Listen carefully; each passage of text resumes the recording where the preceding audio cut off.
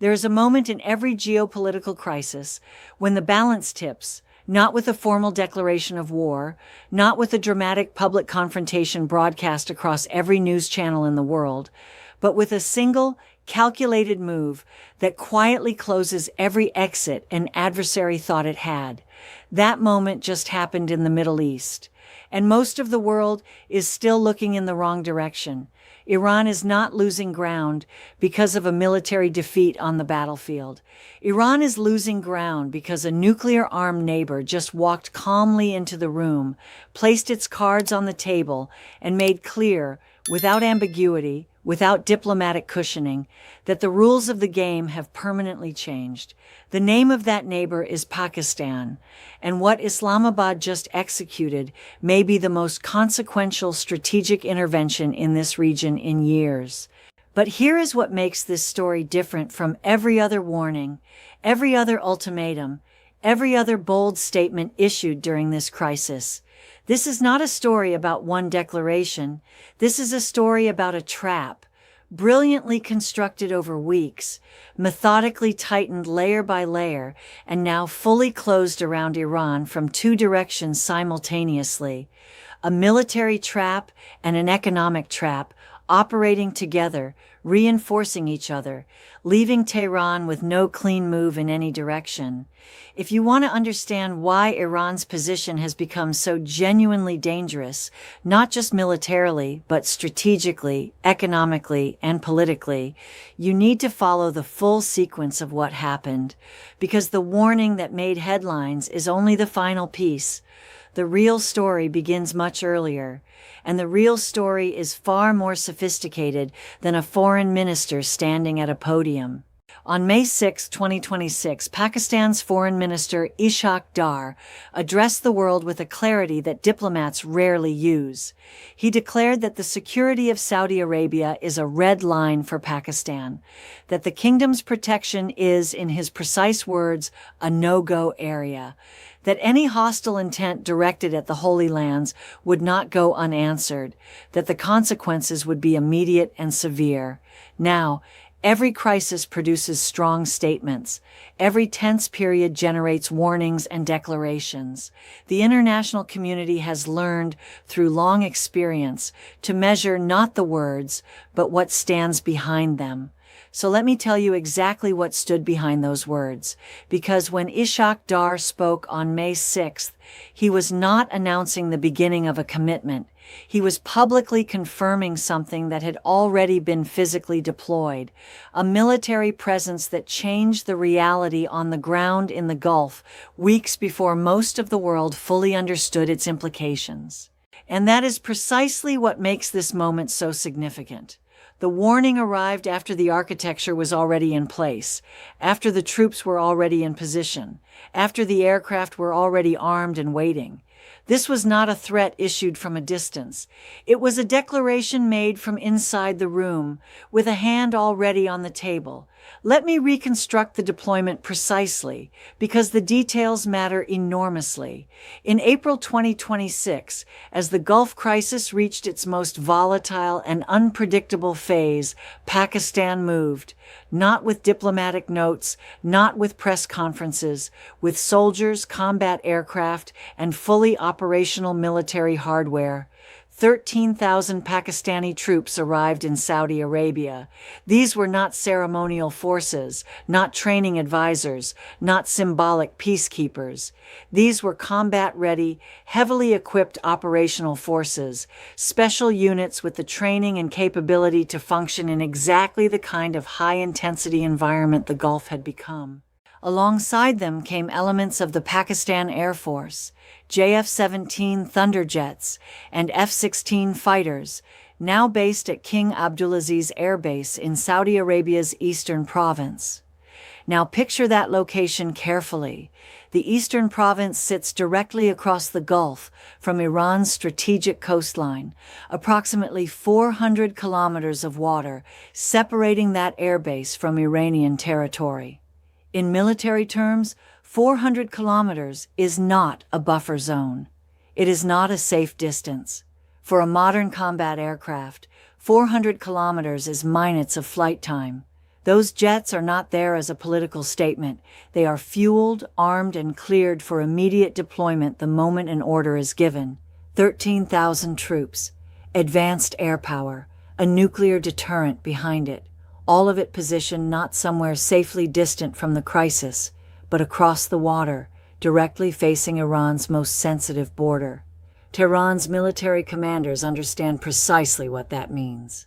They have done the calculations.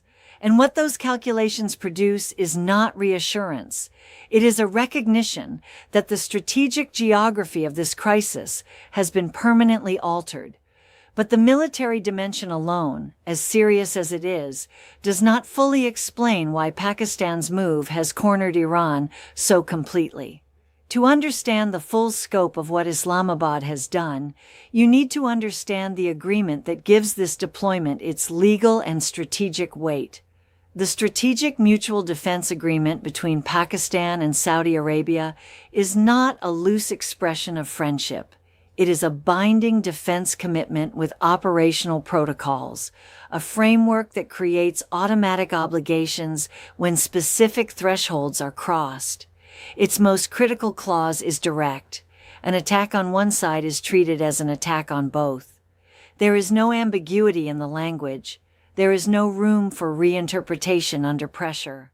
This agreement functions, in the Gulf context, as something that has never existed in this region before. A formal mutual defense architecture with nuclear backing, legally binding both parties into immediate response if either is struck. Consider what this means in operational terms. The moment a ballistic missile leaves Iranian territory headed toward Saudi soil, it does not simply target Saudi infrastructure. It activates a treaty mechanism that brings Pakistan's full military commitment into play automatically. The 13,000 troops at King Abdulaziz base go from standby to combat alert. The JF-17's launch. The diplomatic framework that has positioned Pakistan as a neutral mediator collapses, replaced instantly by the operational logic of mutual defense. And behind all of that stands something Iran cannot match, cannot counter, and cannot neutralize: Pakistan's nuclear arsenal. The only nuclear capability in this region outside of Israeli strategic ambiguity. That nuclear deterrent now formally extends to cover Saudi Arabia, and Iran has no nuclear response. This is what analysts call an asymmetric deterrent situation, and it is one of the most unfavorable positions a regional power can find itself in. Let us be precise about Pakistan's military weight, because it is important that this is understood clearly and not underestimated. Pakistan ranks 14th in global military power in the most current comprehensive assessments. This is not a regional militia. This is not a second-tier military operating on limited resources. This is a serious, experienced, nuclear-armed fighting force with combat history in some of the world's most difficult terrain. Over 600,000 active military personnel. More than 500,000 paramilitary reserves, many of them trained specifically for the terrain conditions that define the Iran-Pakistan border region: arid, harsh, strategically complex geography that conventional forces struggle to operate in effectively.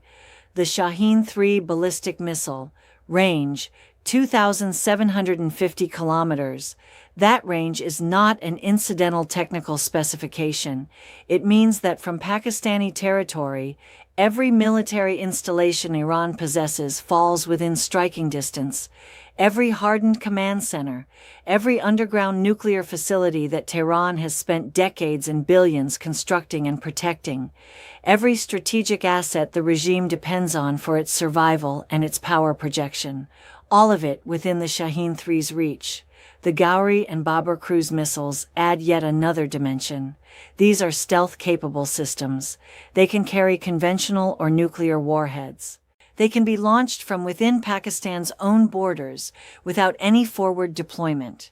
In a retaliatory scenario, they represent a strike capability that Iran's existing air defenses would struggle to detect and intercept effectively. Pakistan Air Force's J-10C aircraft and JF-17 Block 3 fighters are equipped with state-of-the-art electronic warfare systems that are specifically designed to suppress and penetrate layered air defense networks. Iran's air defense infrastructure, by contrast, has not been modernized at anywhere near the pace required to match current generation threats. In a direct aerial engagement, that technological gap is significant and potentially decisive. And even before Pakistani offensive power enters the equation, Saudi Arabia's own defensive architecture is formidable by any standard. The kingdom operates over 100 Patriot PAC-3 missile launcher systems, THAAD batteries, terminal high-altitude area defense, among the most sophisticated missile interception systems ever deployed, are actively operational in the Saudi desert. These systems engage threats at extraordinary altitudes, intercepting incoming ballistic missiles before they descend into the atmosphere above their targets. The proof of concept has already been tested in this very crisis. Iran launched 38 ballistic missiles at Saudi Arabia. It launched 435 kamikaze drones, a massive coordinated wave of aerial assault designed to overwhelm Saudi defenses through sheer volume, the same saturation strategy Iran has relied on as its primary military trump card in the Gulf. Every single one was neutralized before reaching its target. Every single one. Iran's most threatening military doctrine, the one it has spent years developing, the one the entire regional order was supposed to fear, was tested against the combined defense architecture already in place before Pakistan even arrived, and it failed completely. Now add Pakistani air power, Pakistani military forces, and Pakistani nuclear deterrence to that equation. What you arrive at is a defensive and offensive combination that Iran has no realistic military answer to. But here is where the situation moves from serious to suffocating, because the military dimension, as overwhelming as it is only half of what has Iran trapped. The other half is economic, and the economic dimension may be even more decisive. The Strait of Hormuz blockade, enforced by the United States and allied naval forces in 2026, accomplished something that years of multilateral sanctions pressure never fully managed to do. It severed Iran's primary connection to global commerce. Oil exports, the circulatory system of the Iranian economy, could not move through Hormuz. Commercial shipping stopped. The financial oxygen that Tehran depends on to fund its government, its military, its social programs, and its regional proxy networks was being cut off at the source. The consequences inside Iran accelerated rapidly. Economic contraction, currency pressure, import disruption, the kind of internal instability that, if sustained long enough, does not merely damage a government's popularity, it threatens the government's survival. Faced with this maritime suffocation, Tehran was forced into a position it had never previously occupied in its modern history. It turned to Pakistan, not from a position of strategic partnership, not from a position of geopolitical alliance, but from desperation. Because Pakistan offered the one thing that no amount of Iranian military capability, no amount of diplomatic maneuvering, no amount of ideological posturing could manufacture: land. Accessible, secure overland territory with functioning infrastructure and access to international port facilities. On April 25, 2026, 6 official road trade corridors were activated across Pakistani territory. 6 routes through which Iranian goods, cargo containers, fuel tankers, commercial freight, could move continuously every day, bypassing the Hormuz blockade entirely, reaching Pakistan's ports at Gwadar and Karachi, and from there reconnecting to world markets. These are not supplementary routes. These are not backup options for a country with other viable alternatives. These trade corridors are Iran's lifeline. They are the single mechanism keeping Iran's economy from complete collapse under the blockade. Remove them, and the maritime suffocation becomes total.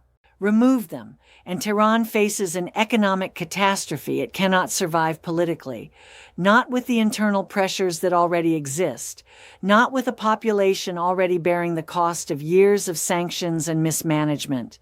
Iran knows this, and Pakistan knows that Iran knows this. Now step back and look at the sequence in its entirety, because this is where the strategic sophistication of what Pakistan has done becomes truly visible. First, Islamabad positioned 13,000 troops and combat aircraft on Saudi soil, military infrastructure already in place. Second, Pakistan activated the 6 trade corridors in late April, becoming Iran's irreplaceable economic partner at the exact moment Tehran needed it most. Economic dependency established. Third, on May 6th, with both the military architecture and the economic leverage fully operational, Pakistan's foreign minister drew a red line around Saudi Arabia and warned Iran that crossing it would have consequences. This is not coincidence. This is not a reactive series of events. This is a sequence of calculated positioning that transformed Pakistan from a neighboring state with complex relations into a country holding 2 levers simultaneously, one military, one economic, each of which would be devastating on its own. Together, they create a pressure that is genuinely inescapable. There is a concept in strategic theory sometimes called the perfect bind, a situation where an adversary is constrained not by a single overwhelming force, but by multiple interlocking pressures that eliminate every viable response. Attack Saudi Arabia, and the military protocols activate. Iran faces a 2-front conflict against a nuclear-armed enemy it cannot match while simultaneously fighting the Gulf Coalition and American forces to its west. Retaliate against Pakistan for the warning, and the trade corridors close. Economic collapse accelerates beyond recovery. Do nothing, and the strategic humiliation of accepting Pakistan's red line becomes the new baseline reality, permanently altering Iran's regional posture and the credibility of its deterrence. Every direction leads somewhere Iran cannot afford to go. This is what a perfect geopolitical trap looks like when it has been constructed with precision and patience. It is worth pausing here to acknowledge the complexity of the Iran-Pakistan relationship, because it adds another layer to why this moment is so remarkable and so consequential. These 2 countries share nearly 900 kilometers of border through Baluchistan, some of the most volatile terrain in this part of the world. Iran's Sistan-Baluchistan province and Pakistan's Baluchistan region have been theaters of cross-border tensions, separatist movements, militant activity, and periodic armed confrontations for years. Each government has, at various points, accused the other of harboring or tolerating groups that operate across their shared border. The relationship has been managed through what regional analysts call pragmatic coexistence, functional enough to prevent open conflict, never warm enough to constitute genuine partnership. What the Hormuz blockade did was expose just how fragile even that pragmatic baseline was, and how quickly the power dynamic between the 2 capitals could shift when external pressure changed the strategic calculations. Iran found itself economically desperate in a way it had never been before, and the neighbor it had always maintained at careful arm's length suddenly held something Iran urgently needed. That shift in dependency changed the relationship structurally. It gave Pakistan an instrument it had never previously possessed in its dealings with Tehran: real, functional leverage that could be withdrawn at any time. And Islamabad, to its credit, recognized exactly what it held and used it with strategic clarity. There is one more dimension of this situation that deserves careful attention because it speaks to the broader realignment of power this crisis has accelerated. The United States has been watching Pakistan's evolving role with explicit acknowledgement. President Trump stated publicly that he is satisfied with Islamabad's mediation role. a statement that, read in its full strategic context, signals American recognition that Pakistan is performing a function that American pressure alone cannot replicate. Washington can maintain the naval blockade. Washington can project military power into the Gulf. What Washington cannot do is be the country that Iran's neighboring nuclear power, the one with 900 kilometers of shared border and the trade corridors Tehran depends on, simultaneously warns and restrains. That role belongs to Islamabad. And Islamabad has executed it with a sophistication that has surprised observers who historically underestimated Pakistan's geopolitical ambition and capability. When elements of Western media and Senator Lindsey Graham raised claims that Iran had covertly moved aircraft into Pakistani territory, Islamabad's denial was categorical and immediate. This matters strategically. Pakistan has no interest in being perceived as a covert partner to Iran, because that perception would destroy the independent credibility that makes its warnings so powerful. A Pakistan acting as an American proxy loses half its leverage. A Pakistan acting as an Iranian ally loses the other half. Pakistan's power in this moment derives precisely from the fact that it is acting as neither, but as a sovereign state enforcing its own treaty obligations and protecting its own strategic interests. That independence is what makes Islamabad's red line impossible for Tehran to dismiss as external pressure expressed through a regional intermediary. So where does all of this leave Iran? And what does it mean for the broader trajectory of this crisis? The Tehran government is run by people who have survived 4 decades of extraordinary external pressure, sanctions that would have collapsed most governments, military threats from the world's most powerful military, regional isolation that periodically reached near total containment. The Iranian leadership, whatever its moral and strategic failures, is not composed of irrational actors. It has consistently demonstrated the ability to make calculated decisions about when to press and when to absorb, when to escalate and when to retreat. But this moment is different from any previous pressure scenario in a specific and important way. In previous periods of maximum pressure, Iran always had some direction it could maneuver toward. Some alliance it could deepen, some route it could exploit, some actor it could use to blunt the pressure from another direction.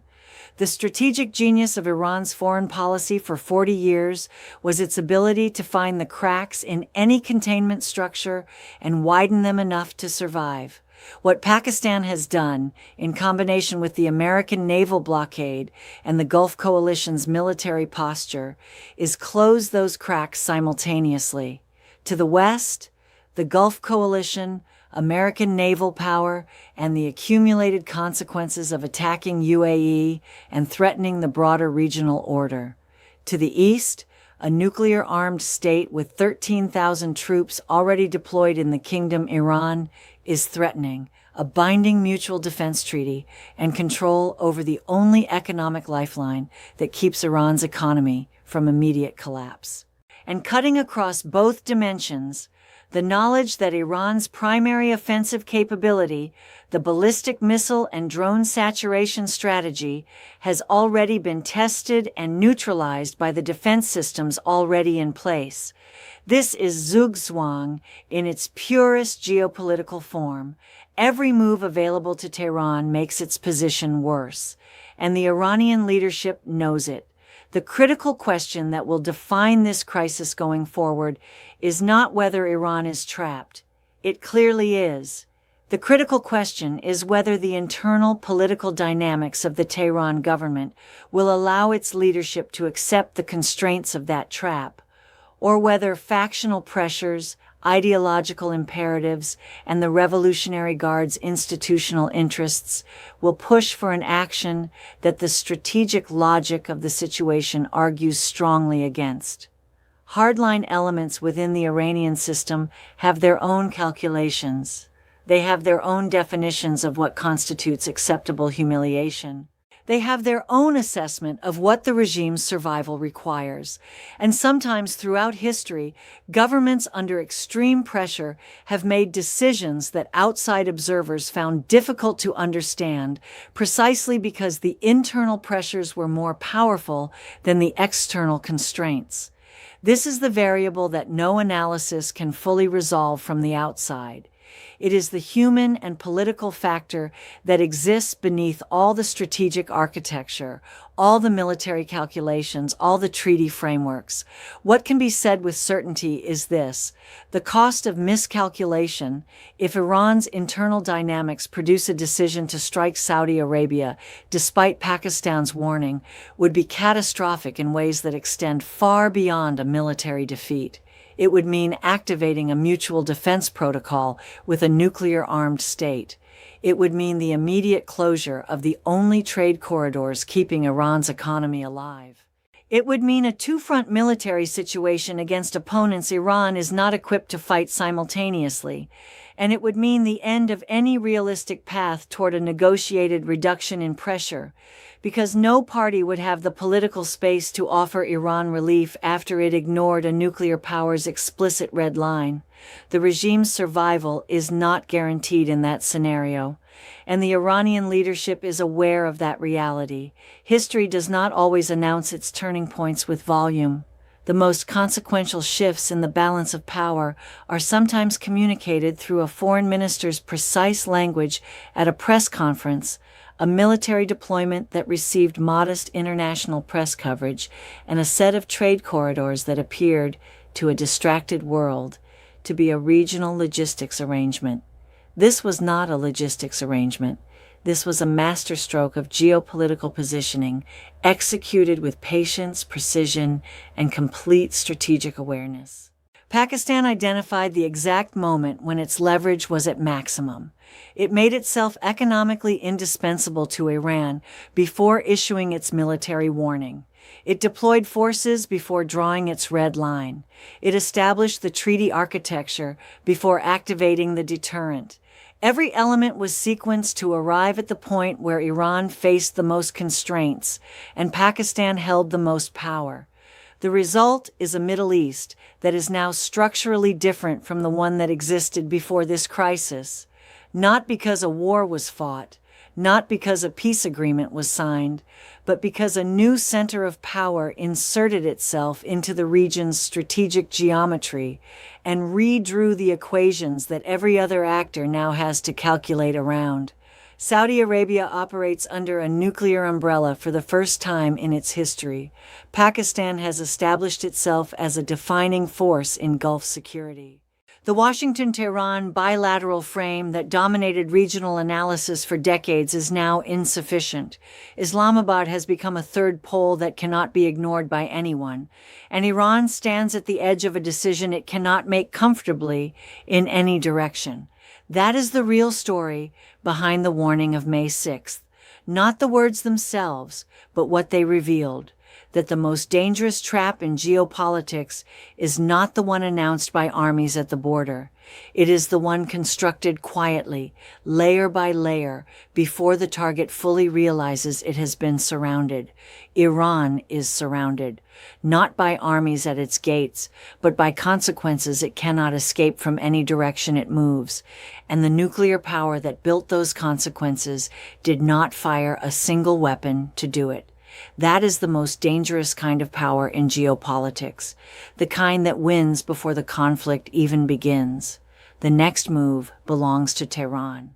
And the world should be watching every signal, every statement, and every military movement coming out of that capital very carefully right now. Because when a government this cornered finally decides which way to move, the consequences will not stay contained within the region for long. In geopolitics, the most catastrophic decisions are rarely made by the powerful acting from strength. They are made by the cornered, acting from desperation. And right now, Iran is more cornered than it has been in a generation. What happens next will define not just the fate of the Gulf, but the shape of global security for years to come. I'm Dr. Margaret Sullivan, and this is exactly the kind of analysis I bring to you every week. The moves the world is making before most people realize the board has already shifted. Now I want to hear from you. Tell me where you're watching from, and tell me what you think. Is Pakistan's warning enough to hold Iran back? Or is Tehran already calculating a move that nobody is prepared for? Drop your thoughts in the comments below. I read every single one. And if this analysis gave you a perspective you hadn't considered before, make sure you're subscribed, because the next move in this crisis is coming. And when it does, you'll want to be here.